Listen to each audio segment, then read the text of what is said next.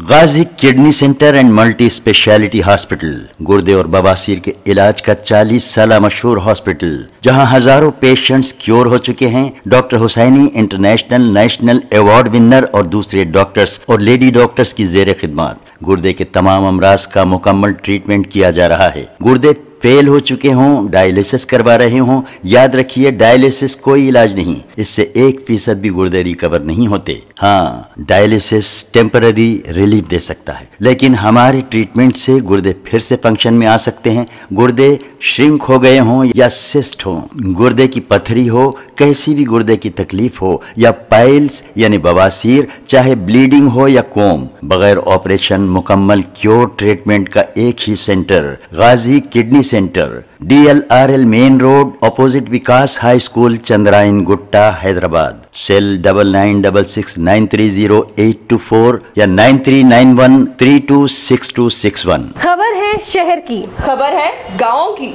खबर है सारी दुनिया की। 7H न्यूज़ पसंद आए तो लाइक कीजिए, शेयर कीजिए और सब्सक्राइब करना ना भूलें। 7H न्यूज़, आपकी आवाज।